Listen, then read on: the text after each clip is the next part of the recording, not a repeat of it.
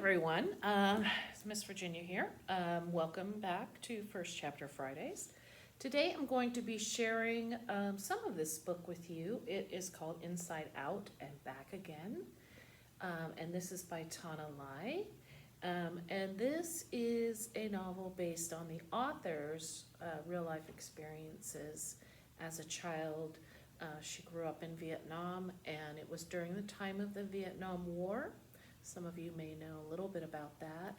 And her family, they had to escape Vietnam, so they were considered refugees, and they came to this country. And this is a novel that is told in verse, which is like poetry. And April is Poetry Month, so we've got that covered. This is published by Thorndike Press, and if you can see these two circles here, that means that this book actually won some awards. It won a Newbery Honor Award, which is for really good writing in children's literature, and it also won the National Book Award for young people's literature, so that must mean the writing is pretty good. So let's get started. Again, it's Inside Out and Back Again. And we're going to start out in Vietnam. And the dedication, it's to the millions of refugees in the world. May you each find a home. That's a good sentiment. Part 1, Saigon. 1975, the year of the cat. Today is Tet, the first day of the lunar calendar. Every Tet we eat sugary lotus seeds and glutinous rice cakes. We all wear new clothes, even underneath. Mother warns how we act today foretells the whole year. Everyone must smile, no matter how we feel. No one can sweep, for why sweep hope away? No one can splash water, for why splash away joy? Today we all gain 1 year in age. No matter the date we were born, Tet, our New Year's, doubles as everyone's birthday. Now I am 10, learning to embroider circular stitches, to calculate fractions into percentages, to nurse my papaya tree, to bear many fruits. But last night I pouted when Mother insisted one of my brothers must rise first this morning to bless our house, because only male feet can bring luck. An old angry knot expanded in my throat. I decided to wake before dawn and tap my big toe to the tile floor first. Not even Mother, sleeping beside me, knew. February 11th, Tet. Inside Out. Every New Year, Mother visits the I Ching teller of fate. This year, he predicts our lives will twist inside out. Maybe soldiers will no longer patrol our neighborhood. Maybe I can jump rope after dark. Maybe the whistles that tell Mother to push us under the bed will stop screeching. But I heard on the playground this year's banchong, eaten only during Tet, will be smeared in blood. The war is coming closer to home. February 12th. Kim Ha. My name is Ha. Brother Quang remembers I was as red and fat as a baby hippopotamus when he first saw me, inspiring the name Ha Ma, river horse. Brother Vu screams, Ha Ya, and makes me jump every time he breaks wood or bricks in imitation of Bruce Lee. Brother Koi calls me Mother's tail because I'm always 3 steps from her. I can't make my brothers go live elsewhere, but I can hide their sandals. We each have but 1 pair, much needed during this dry season when the earth stings. Mother tells me to ignore my brothers. We named you Kim Ha after the Golden River. Golden for Kim and River for Ha, where Father and I once strolled in the evenings. My parents had no idea what 3 older brothers can do to the simple name Ha. Mother tells me they tease you because they adore you. She's wrong, but I still love being near her even more than I love my papaya tree. I will offer her its first fruit every day. Papaya tree.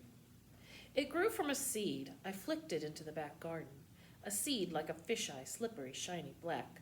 The tree has grown twice as tall as I stand on tippy toes. Brother Coy spotted the first white blossom. 4 years older, he can see higher. Brother Vu later found a baby papaya, the size of a fist, clinging to the trunk. At 18, he can see that much higher. Brother Quang is oldest, 21 and studying engineering. Who knows what he will notice before me? I vow to rise first every morning to stare at the dew on the green fruit, shaped like a light bulb. I will be the first to witness its ripening, mid-February. Titi waves goodbye. My best friend Titi is crying hard, snotting the hem of her pink fluffy blouse. Her two brothers are also sniffling inside the car, packed to the roof with suitcases. Titi shoves into my hand a tin of flower seeds we gathered last fall. We hope to plant them together. She waves from the back window of their rabbit-shaped car. Her tears mix with long strands of hair, long hair I wish I had. I would still be standing there, crying and waving to nothing if Brother Coy hadn't come to take my hand. They're heading to Vung Tau, he says, where the rich go to flee Vietnam on cruise ships. I'm glad we've become poor so we can stay. Early March. Missing in action. Father left home on a Navy mission on this day 9 years ago when I was almost 1. He was captured on Route 1 an hour south of the city by moped. That's all we know.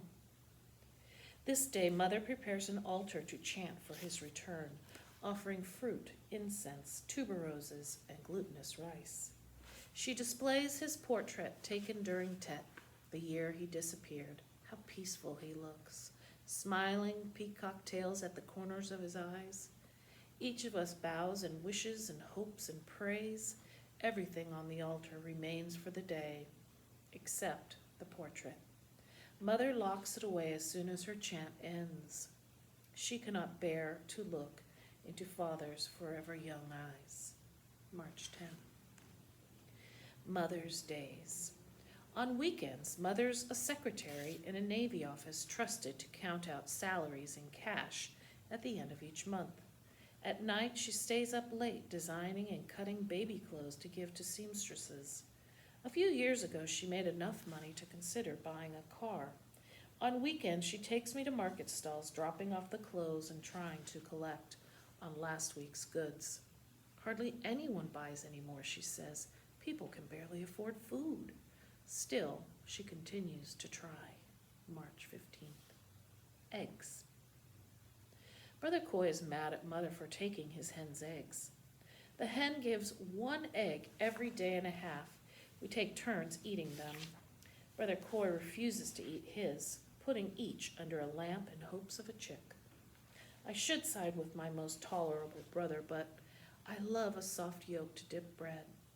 Mother says, if the price of eggs were not the price of rice, and the price of rice were not the price of gasoline, and the price of gasoline were not the price of gold, then of course Brother Coy could continue hatching eggs. She's sorry. March 17th. Current news. Every Friday, in Miss Zinn's class, we talk about current news. But when we keep talking about how close the communists have gotten to Saigon, how much prices have gone up since American soldiers left, how many distant bombs were heard the previous night, Miss Zinn finally says, no more. From now on, Fridays will be for happy news. No one has anything to say. March 21st. Feels smart. This year, I have afternoon classes, plus Saturdays. We attend in shifts so everyone can fit into school. Mornings free, Mother trusts me to shop at the open market. Last September, she would give me 50 dong to buy 100 grams of pork, a bushel of water spinach, 5 cubes of tofu, but I told no one that I was buying 99 grams of pork. 7/8 of a bushel of spinach, 4 3/4 cubes of tofu. Merchants frowned at Mother's strange instructions. The money saved bought a pouch of toasted coconut, 1 sugary fried dough, 2 crunchy mung bean cookies. Now it takes 200 dong to buy the same things. I still buy less pork, allowing myself just the fried dough. No one knows, and I feel smart. Late March. 2 more papayas. I see them first. 2 green thumbs that will grow into orange-yellow delights smelling of summer. Middle sweet between a mango and a pear, soft as a yam, gliding down after 3 easy, thrilling chews. April 5th. Unknown father. I don't know any more about father than the small things Mother lets slip. He loves stewed eels, pâté chow pastries, and of course his children, so much that he grew teary watching us sleep. He hated the afternoon sun, the color brown, and cold rice. Brother Quang remembers father often said, "Tu yet sut," the Vietnamese way to pronounce the French phrase, tout de suite, meaning right away. Mother would laugh when father followed her around the kitchen repeating, "I'm starved for stewed eel, tu yet sut, tu yet sut." Sometimes I whisper, "Tu yet sut," to myself, to pretend I know him. I would never say "tu yet sut" in front of my mother. None of us would want to make her sadder than she already is every day. TV news. Brother Quang races home from class, throws down his bicycle, exhausted, no longer able to afford gasoline for his moped. "Unbelievable," he screams and turns on the TV. "A pilot for South Vietnam bombed the presidential palace downtown that afternoon. Afterward, the pilot flew north and received a medal." The news says the pilot has been a spy for the communists for years. The communists captured father, so why would any pilot choose their side? Brother Quang says, one cannot justify war unless each side flaunts its own blind conviction. Since starting college, he shows off even more with tangled words. I start to say so, but Mother pats my hand, her signal for me to calm down. April 8th. I'm going to stop there. This is really a wonderful book, and like I said, it is based on the author's childhood, about her journey from Saigon, Vietnam to America.